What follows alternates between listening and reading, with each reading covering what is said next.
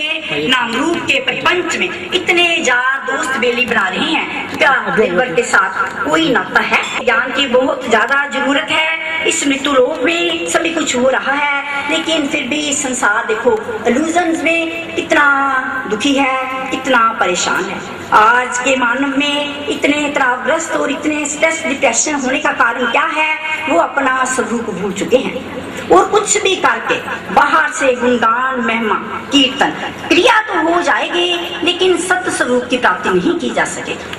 कारण क्या है कि ये सत्य ज्यों का त्यों अंदर में सभी के पड़ा है, लेकिन अपने रूप के साथ मैं का बंध जाना इतना अहंकार बन जाता है कि फिर कभी भी हृदय की ग्रंथियां खुलती नहीं है। तो ये जो मायावी अवस्थाएं हैं, ये केवल शरीर तक की रखनी चाहिए कि शरीर प्रभु की माया है, इससे ऊपर और कोई माया है नहीं। सबसे बड़ी माया ये शरीर है, बाहर माया नहीं है। इसलिए संतों की वाणी का दे आपके शरीर को कुंदन बनाता है कि हम अपने आप को इस तरह की एक बात की कशिश में लेकर आए कि हम है कौन, हम क्यों इस मृत्यु लोक में आकर दुखी हैं, जबकि खाने के लिए, पहनने के लिए, सभी तरह की सुविधाओं में प्रभु के नाम को रिझाने पर भी अंतर मन की शांति नहीं है। कारण क्या है कि थोड़ी देर नाम रूप को रिझा लेने से, शारीरिक क्रिया से स्थूल शरीरों के परमाणु तक का अध्यय तो बना लेते हो। थोड़ी सी शांति, शरीर के स्थूल परमाणु तो आपके खत्म हो जाते हैं, लेकिन आंतरिक जे हमारी रूह, जे हमारी आत्मा, जो चेतन है, जो वास्तव में प्रभु के धाम से बिछुड़ चुकी है, देखो शरीर का संग हो जाने पर इतनी भ्रमित हो गई है। इसलिए ये माया जो है बाहर नहीं है, शरीर हमारा माया है। इसलिए संतों का इशारा है, यदि इस शरीर से हम इतने सगे संबंधी बनाकर हृदय को रिझाना चाहेंगे, क्या मुमकिन होगा? एक दिल लाखों तमन्नाएं, हाय एक दिल लाखों तमन्नाएं और उस पर इतनी हवस। एक दिल लाखों तमन्नाएं और उस पर इतनी हवस। जरा तो बैठ के सोच प्यारे, क्या होगा इसका सितम। जरा तो बैठ कर सोच प्यारे, क्या होगा इसका सितम।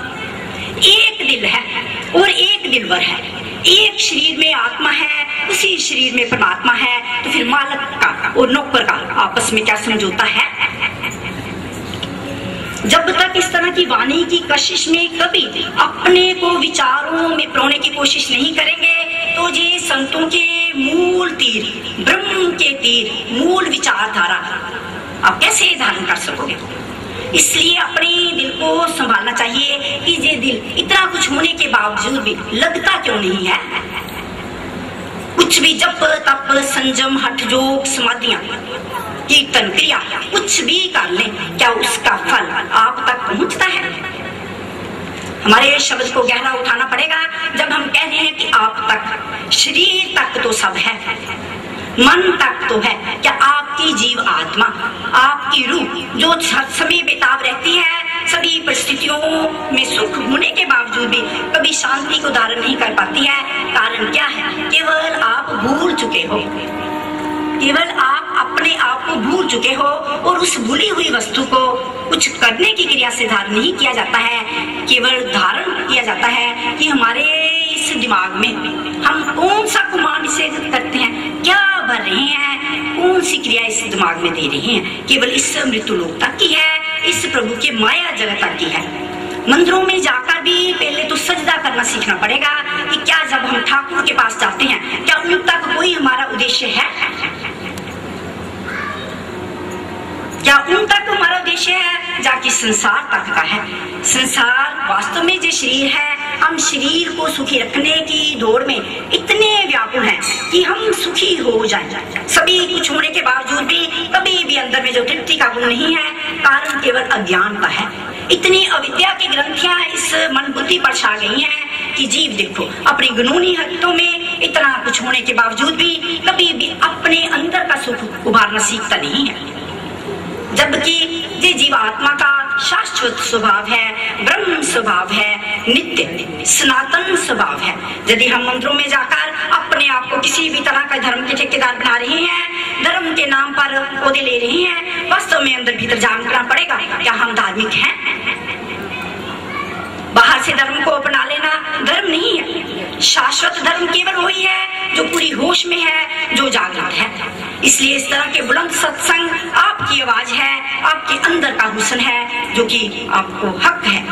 जी ही है फिर हक, सच्चा रब, सच्चा जार, उस दिलदार के हक जनाए कि हमारी भाषा कौन सी है।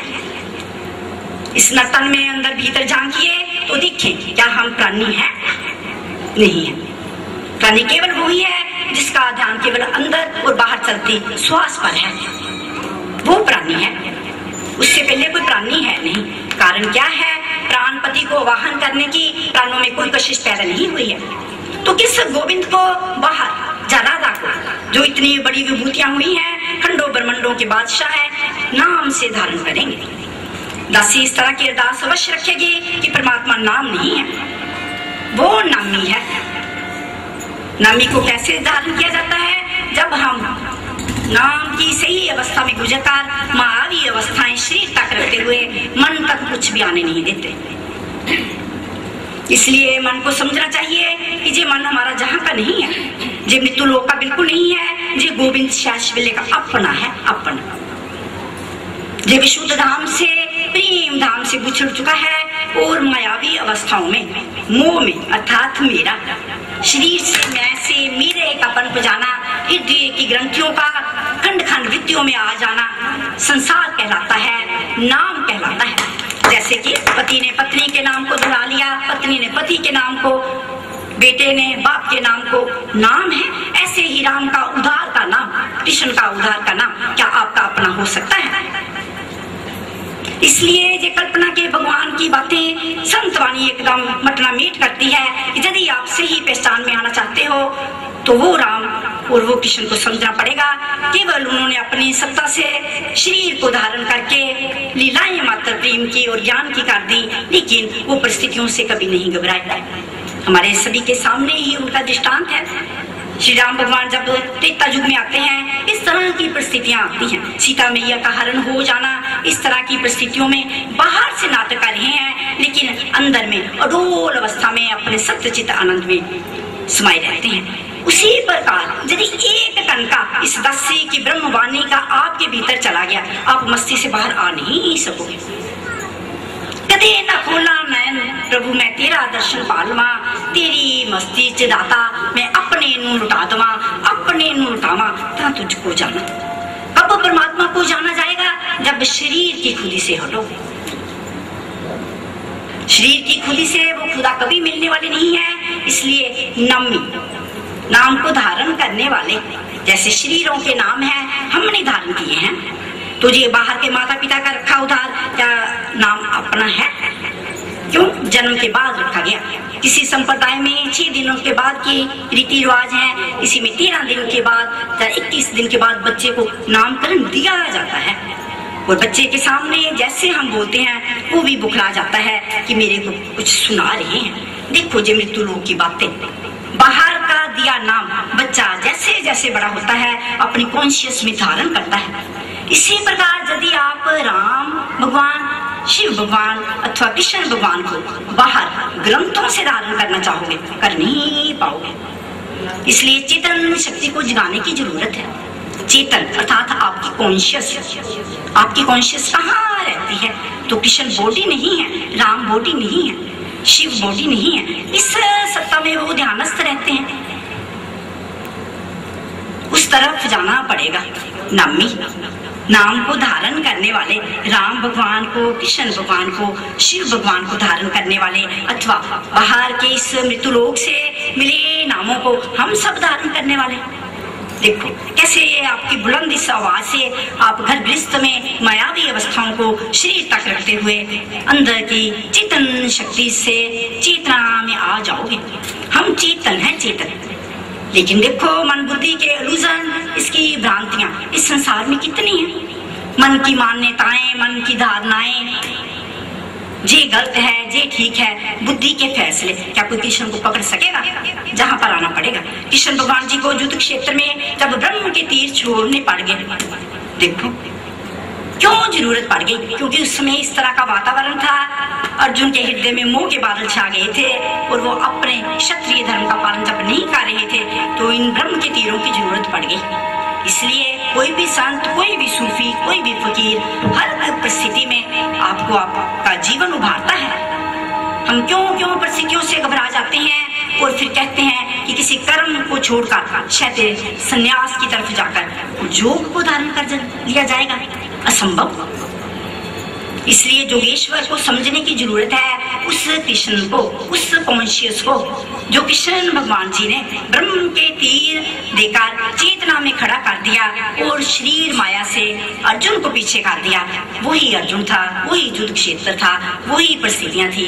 फैसला अर्जुन ने ले लिया, सभी कुछ वही चित्त से खत्म हो गया, जो कि मुश्किल नहीं है। इसीलिए हम सबका जन्म हुआ है।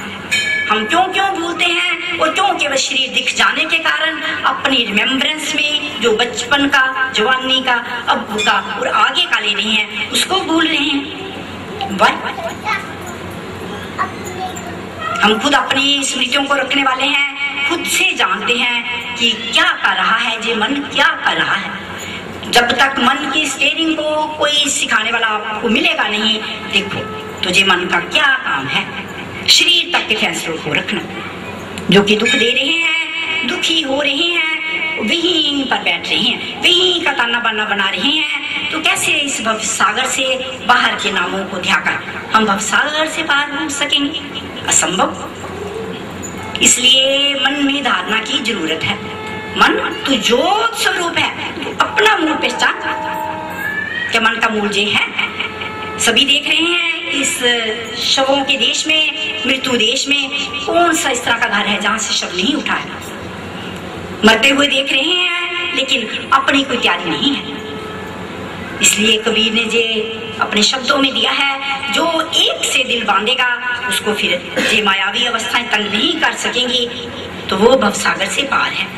तो ये जो जीव है, जो इस शरीर में रहने वाला है, देखो उसकी स्मृति आपको कुंदन बना देती है, क्योंकि हम खुद से अपने आप को जानते हैं कि शरीर तो हम है नहीं। बचपन था वो नहीं रहा, जवानी थी वो नहीं रही, अब मैच्योरिटी से चौथी लाचार अवस्था में चले जाएंगे। कुछ भी तो शाश्वत नहीं है, कुछ भी तो टिकने वाला नहीं है, माया है। कितना जे शरीर सिखा रहा है, जे शरीर और बाहर का संसार, 5 अनात्म तत्वों का इतना सुंदर मिश्रण प्रभु ने दिखाया है। यदि हम सीखने वाले बन जाएं, प्रभु की प्रकृति इतनी सुंदर है, जहां से गुजर जाए कितना मौन है, इतना मौन है। जे खड़े वृक्ष देखते हैं, इतनी बिल्डिंग्स हैं, क्या कोई बोलते हैं? इतना मौन है, लेकिन मन बोलता रहता है, बोलता ही रहता है, कभी मौन में आते नहीं है, इसलिए नाम की तरफ जाते नहीं है। ये एक आदत है मन को। क्या आदत है? जैसे तरह सुबह चाय पी, दोपहर को पी, उसी तरह मंदिर में जाना, सत्संग क्रिया करना, स्वभाव एक आदत कम नहीं बनता है। मन के स्वभाव का बिल्कुल ही खत्म हो जाना जीव की अपनी शाश्वत स्मृति बनता है।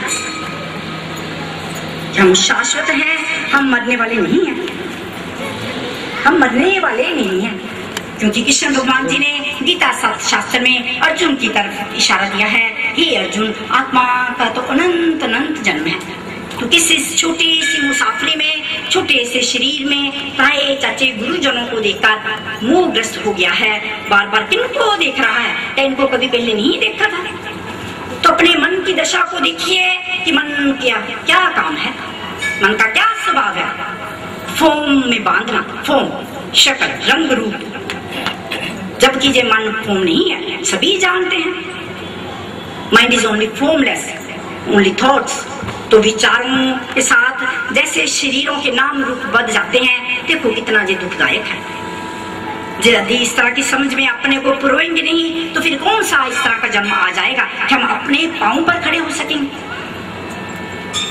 अभी देखो ये जीव आत्माएं इतनी आधारों में फंस गई है, एक क्षण के लिए भी अपनी जात में नहीं है, कोई भी छोड़ ना जाए। अपने से कोई जुदा ना हो जाए। दूसरे का सहारा लेकर देखो हम कितने कमजोर हो रहे हैं, जबकि हमारी चेतन शक्ति जो है बलवती है, बलवान है, सत्य है, चित्त है, आनंददायक है, 24 घंटे का आनंद है। यदि इन बातों में अपने मन को प्रो लेते हो, देखो मन की क्या मजाल है कि नाम रूप के दुख सागर में, भव सागर में आपको बांध सके। तो आप दो हो, जे एनालाइज का सत्संग, जे ब्रह्म ज्ञान का सत्संग, दो में आपको प्रोता है। एक तो जे सुंदर बाहर का आत्मा का कपड़ा है, तो इसको कपड़े तक रखिए। इसका मान, इसका अपमान, इसका राग द्वेष मन तक क्यों भर लेते हैं, क्यों दुखी सुखी होते रहते हैं? कारण क्या है? ये जो स्थूल मन है, इसको ना समझाने के कारण अंतर में देखो कैसे फिल्म बना लेता है, और बाहर के नाम रूप का, मान अपमान का, दुख सुख का जो भी नक्शा है अंदर में ले जाता है।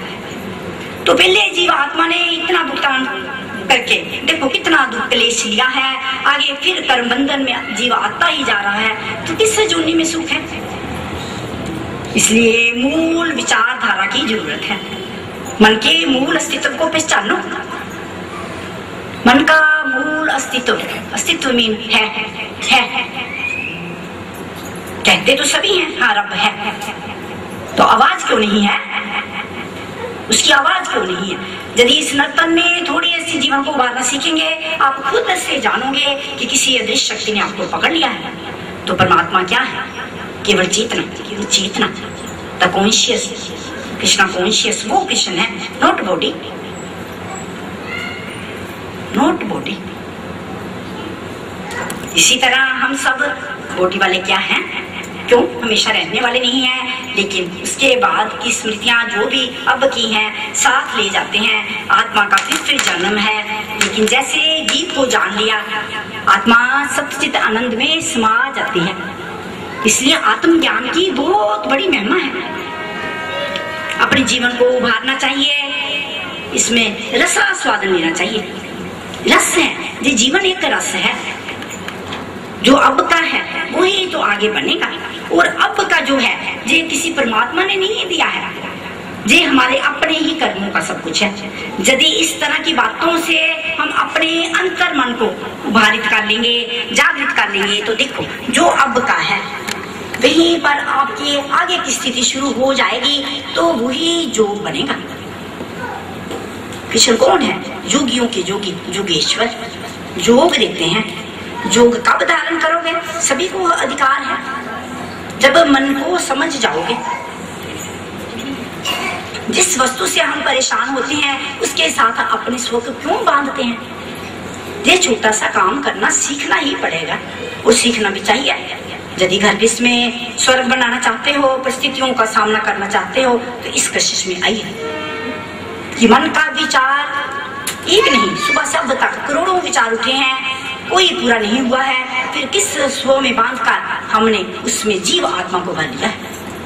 कोई भी बाहर से जो कर्म प्राणी कांटेक्ट में आता है, इसलिए हमारी ही रील है, उसका हंस संस्कार भुगतान करना सीख जाइए। परिस्थितियों को इस तरह पांव रखकर दबोच लिया जाए कि कोई भी कमजोरी आप पर हावी ना हो सके, तो आप फिर कौन हो? ज्ञानी। ज्ञानी कौन है? सिद्ध पुरुष। इस सत्य सिद्ध आत्मा को पाना नहीं है, ये पहले ही है, ये पहले ही है। कारण क्या है? इसके बिना हम बोल नहीं सकते हैं। इसलिए देखो जहां पर भी किसी की मैं है, उसको कितनी जल्दी आप उभारना सीख सकते हो। जिस मैं से बोला जाता है वो परमात्मा है। जैसा बोलते हो वहीं पर अपनी कमजोरी को देखकर जैसे कदम बाय कदम आप ऊपर की सीढ़ियों पर जाओगे, ब्रह्म सोपान को धारण करोगे, ब्रह्म सूत्रों में आकर ब्रह्म की धारणा बन जाएगी। अहम ब्रह्मस्मि, अहम तत्वमसि। कहां से उपजे हैं हम सब? लेकिन विचारधारा इतनी छोटी हो जाने के कारण, ये जीव आत्मा इतनी एकनिष्ठ हो जाने के कारण, देखो फिर मानव गर्भ धारण नहीं करेंगे। इसलिए संतों को बहुत ज्यादा करुणा है, वरना तो हम बोलते ही नहीं है। जे मोह की भाषा, जे दूर की भाषा, आकाश की भाषा, अणुबिंदु। अणुबिंदु कैसे अंदर में विस्फोटित होता है? जब अपने को कुछ समझेंगे, क्या हम something something else, not just body. अपने से सीखोगे, ज्ञान कोई दूसरा नहीं दे सकता है, सभी के अंदर पड़ा है। जैसे वृक्ष के अंदर जो बीज है, बीज कहे कि वृक्ष कहाँ, वृक्ष कहे कि बीज कहाँ, क्या वो दो है? एक। लेकिन जो भ्रांति है, वृक्ष ऐसा सोचे कि मैं तो बहुत बड़ा वृक्ष हो गया, क्या वो बीज के बिना है? ऐसा ध्यान करना चाहिए, वो है फिर मेडिटेशन, ध्यान। फिर आपकी धारणा बनेगी, फिर आपकी समाधि बनेगी। किस वस्तु पर ध्यान है? ध्यान अर्थात बीज मंत्र सभी में ज्ञान, जो सभी के अंदर है, जहां से भी कोई पकड़ सकेगा हमको बहुत खुशी होगी, और आप अवश्य पकड़ोगे, हम तो गारंटी देते हैं। बीज मंत्र सभी में ज्ञान, लेकिन जो अविद्या की ग्रंथियां मन बुद्धि के कारण, इस संसार की भ्रांतियों के कारण पटल पर जा रही हैं, उनसे थोड़ा भटकना सीखो। देखो जीवन कैसे उभरता है, दर्द स्वर्ग बन जाता है, तो वही मोक्ष है। जो कर्म के फलों की कोई इच्छा नहीं रखता है, निष्काम कर्म जो भी है, यही गीता सत्शास्त्र का सुंदर ज्ञान है। भक्ति मार्ग, कर्म मार्ग अथवा ज्ञान मार्ग, तीनों काटते नहीं है, एक दूसरे को काटते नहीं है, पोषक करते हैं, पौष्टिकता देते हैं। शरीर का खाना पीना कोई मनाही नहीं है, कुछ भी सात्विक भोजन ले, लेकिन पौष्टिकता कहाँ से मिलती है? प्रेम से, खाने से नहीं। खाने से हम तंदुरुस्त नहीं होते हैं। किससे पौष्टिकता मिलेगी? जीवन किससे उभरेगा? प्रेम से। लेकिन अंदर में जानना चाहिए कि जिस मोह के बंदरों में, द्वंद्वात्मक प्रकृति में हम कहते हैं कि हम आपको बहुत प्रेम करते हैं, अंदर में बोलना चाहिए बाहर का मन और अंदर का मन एक बोली बोलनी चाहिए। जो अंदर सो बाहर, जो पिंडे सो ब्रह्मंडे। तो किस परमात्मा की खोज है? और क्या जरूरत है कि परमात्मा की खोज करें? उस परमात्मा के विधि का कौन सा विधान है? जो जीव इस मेरे मृत्यु लोक में सभी को एक जैसा प्यार करके आएगा, वो सीधा मेरे गोलोक धाम में पहुंच जाएगा। कारण क्या है? सभी विचारवान हैं। क्या कारण है? जीव जो है शाश्वत है, जीव खुद आप एक ब्रह्म है। जो इस तरह की सुंदर बातों से, मन की गुनगुनी हरकतों से प्रेम कर जाएगा, उसको किसी तरह की भक्ति की जरूरत है नहीं। भक्ति केवल प्रेम है, प्रेम। हम कहें कि हम 24 घंटे माला जप रहे हैं, घर के काम धंधों को छोड़कर कहीं समाधियां लगाकर बैठ गए हैं, तो क्या प्रेम उभर जाएगा? तू तो प्रेम का सागर है हरि, तू प्रेम का सागर है। तेरी एक बूंद के प्यासे हम, तेरी एक बूंद के प्यासे हम, हरि तू प्रेम का सागर है, तू प्रेम का सागर है, तू प्रेम का सागर है। और वही हरि सभी जीवों के पीछे काम करते हैं। क्यों? वो केवल सत्ता है, सत्ता, और गोविंद कुछ नहीं है, केवल आधार है। सभी जीवों के आधार कौन है? गोविंद। गोविंद नारियों का आधार, वो गोविंद, उसका नाम से ही समझना चाहिए। फिर ही गोविंद को सूरत में लेकर त्रिपुटी के बीच में, दो आंखों के बीच में दर्शन, दृश्य और दृष्टा को समझते हुए रूहानियत में उतरेंगे। हम मुझे पिंड नहीं है, हम शरीर नहीं है, हम कौन है? आत्मा, आत्मा, आत्मा। ये है सिद्ध पुरुषों की भाषा। हम आत्मा हैं, तो आत्मा की क्या कोई शक्ल है? हम दिखा नहीं सकते हैं, लेकिन वाणी के अटपटे मर्मों से आपको छिलका रही हैं कि आप भी वही हो जो हम हैं। एक नूर दे सब जग उपजो, क्या चंगे क्या मंद।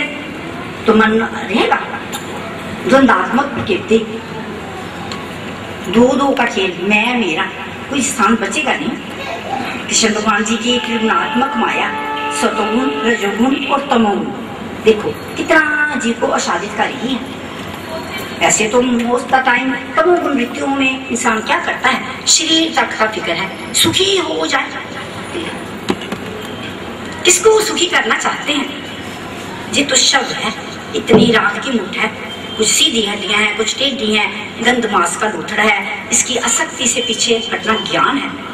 ज्ञान क्या है? विवेक, सद्बुद्धि।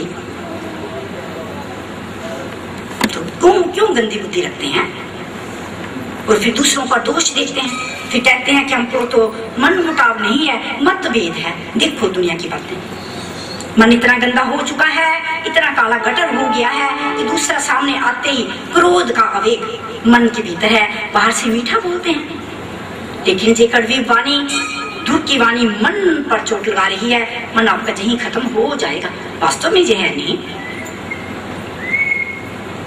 छाया है, छाया है, शैलो उड़ी, जहां बैठ गई वहां बैठ गई, आप वहीं के वहीं रह गए, विचार के साथ अपने अस्तित्व को बांध लिया। देखो फिर अधोगति की तरफ जाना हो जाएगा।